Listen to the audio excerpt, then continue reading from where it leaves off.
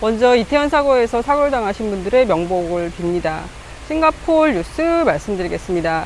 싱가포르에서 BQ1과 BQ1.1 변종에 감염된 분들이 4분이 나오셨대요. 이러한 새로운 변종들이 이존의 오미크론 하이 계통보다 더 전염성이 강할 가능성은 있지만 현재 심각한 질병을 유발한다는 증거는 없다고 싱가포르 보건복지부가 말했습니다. 지난주에 모더나에 이어 화이자 이가 백신도 승인이 되었는데요. 이가 백신은 새로운 코로나 바이러스에 더 효과적인 백신으로 알려져 있고 현재는 부스터샷에만 이용되고 있습니다. 하지만 컬럼비아 대학과 미시간 대학의 연구원들이 소수의 사람들을 대상으로 한 연구에 의하면 이가 부스터와 원래 오리지널 백신의 항체 수치 차이가 거의 나타나지 않아서 이가 백신이 더 좋다고 말할 수 없다고 그들은 밝혔습니다. 이번 주에 만 6개월부터 만 4세의 코로나 백신 접종이 시작되었는데요. 물론 의무는 아니고 선택입니다. 싱가포르 부모 3명 중 1명은 자녀에게 코로나 백신 접종을 망설이는 것으로 나타났다고 합니다. 국립감염증센터 연구에 따르면 회복된 코로나 환자 10명 중 1명은 감염된 후에 6개월이 지나도 기침이 지속되고 호흡이 가빠지는 등 증상이 계속되고 있다고 합니다. 그런데 기침을 쉬지 않고 계속하면은 목 안쪽이 찢어서 기침이 더 심하게 난다고 해요. 기침을 좀 참도록 노력을 해보라고 하는데요.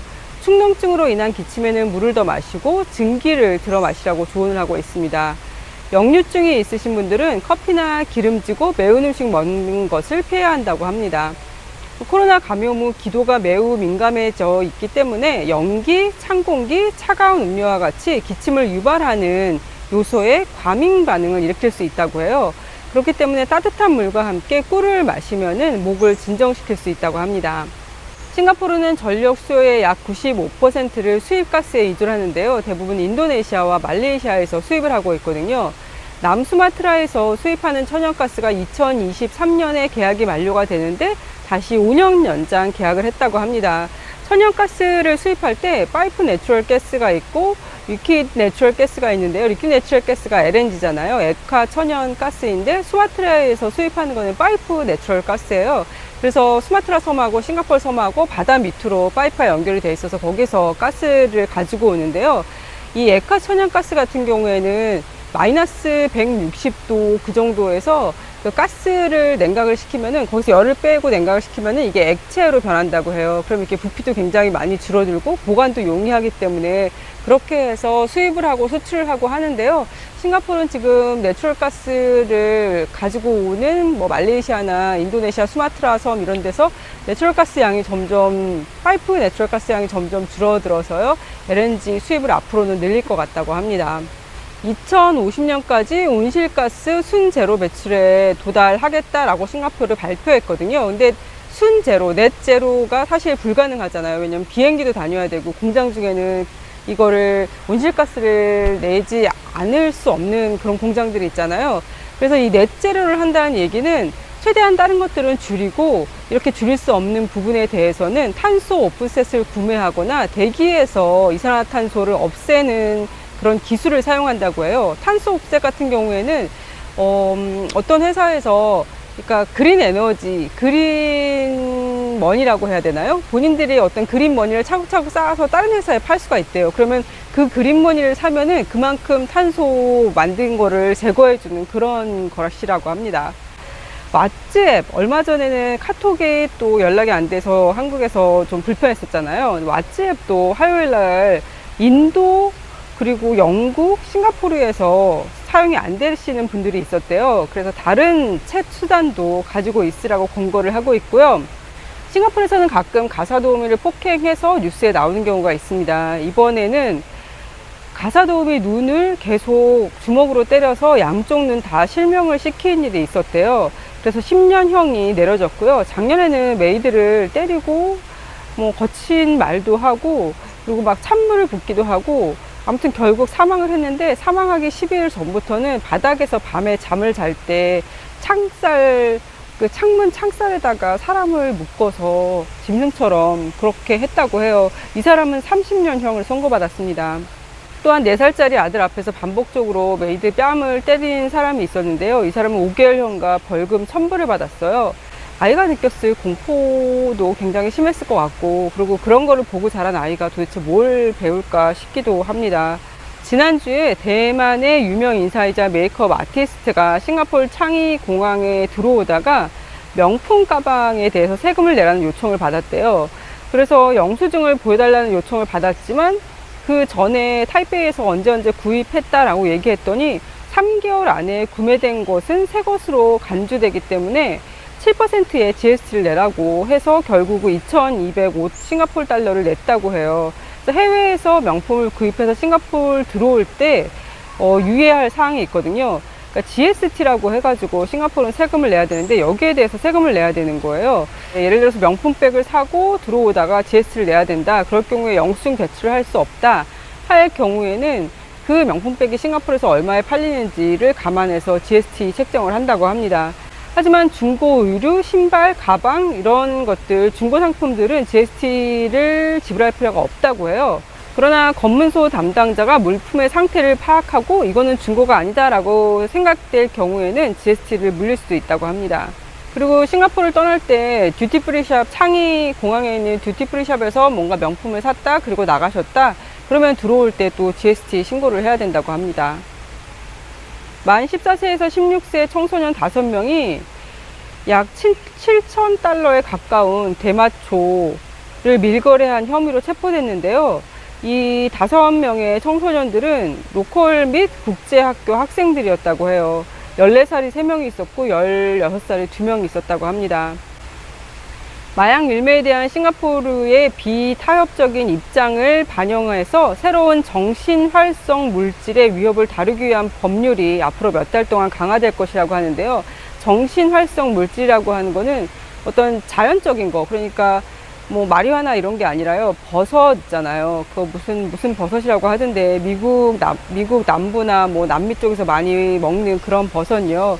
그런 버섯이나 아니면 어떤 향신료 같은 건데 그걸 먹었을 때 환각 증세가 있다거나 그런 천연 제품 같은 경우에도 이거를 정신활성 물질이라고 해서 앞으로는 마약처럼 취급을 한다고 합니다. 당장 법률이 정해져 있지 않지만 마약류 5남용법에 따라서 지금 당장 법에는 이게 마약이다라고 적용되지 않더라도 똑같이 마약처럼 그런 법을 적용할 수 있다고 합니다. 싱가포르는 핀란드의 신생기업인 솔라푸드가 만든 황색 미생물 기반 단백질 솔레인을 처음 먹어보는 나라가 될 것이다 라고 해요.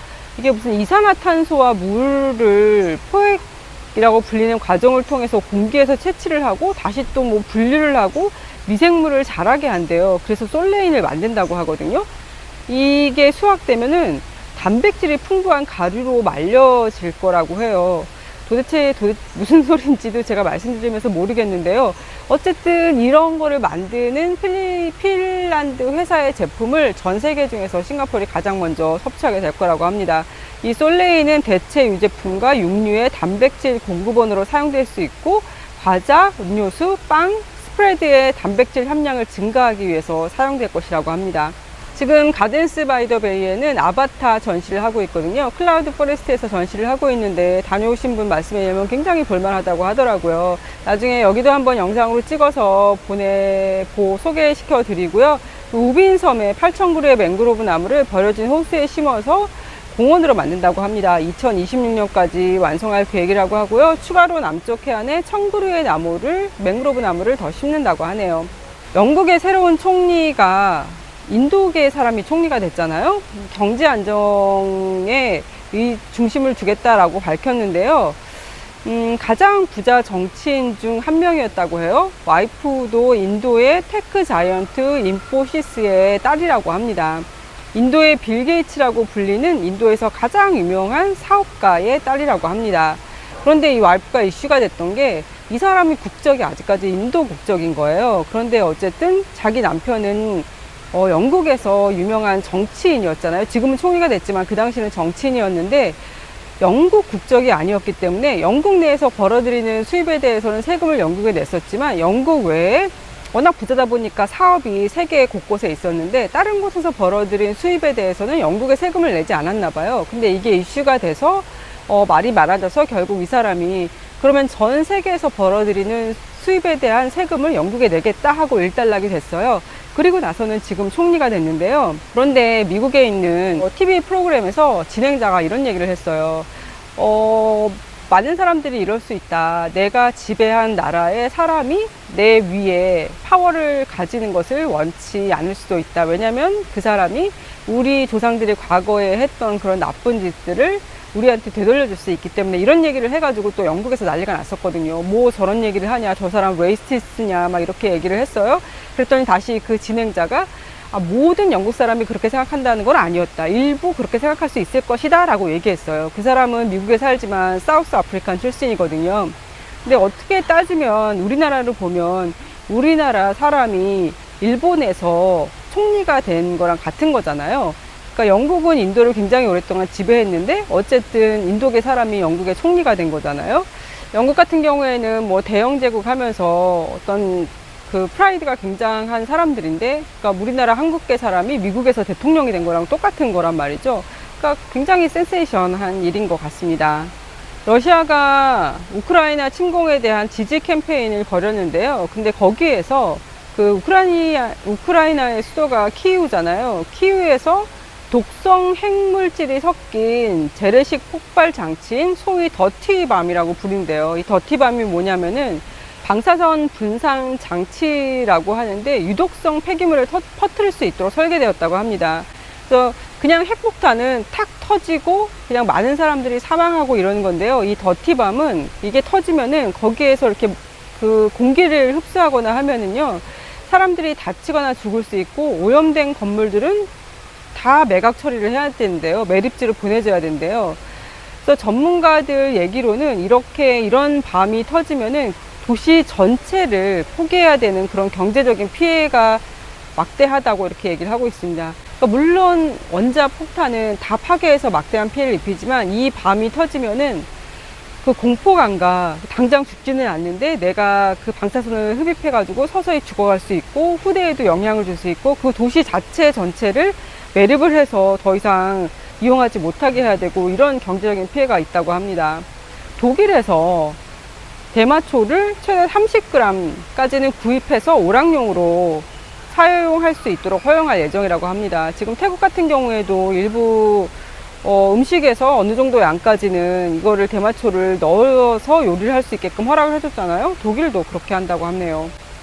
말레이시아 페락주에서 사진 찍으러 동굴로 들어갔던 사람들이 물이 갑자기 불어나가지고 동굴에 갇혀 있었는데 모두 다 무사히 구출됐다고 하는데요. 동굴에 들어가시기 전에는 비가 오는 날씨거나 날씨가 흐리거나 그러면은 괜히 안 들어가는 게 나을 것 같아요. 이런 사고가 예전에 한 번 또 더 있었잖아요. 고무농장에서 일하던 한 인도네시아 여성이 저녁이 돼도 집에 들어가지 않자 남편이 실종 신고를 냈는데요.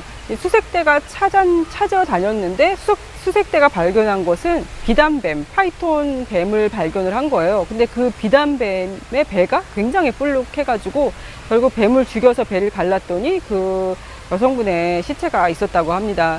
이런 비단뱀들은 서서히 자기보다 작은 동물들을 이렇게 목을 졸려서 질식사 시킨 다음에 먹는다고 하는데요. 이렇게 가끔 인간을 해치는 경우가 있기도 한다고 합니다. 왜냐하면 비단뱀의 서식지를 점점 사람들이 사용을 하면서 비단뱀의 서식지가 줄어들어서 인간하고 부딪히는 경우가 종종 있다고 하네요. 블랙핑크가 내년 5월 13일 내셔널 스테디움에서 공연을 한다고 하네요. 그럼 오늘도 건강하고 행복하세요.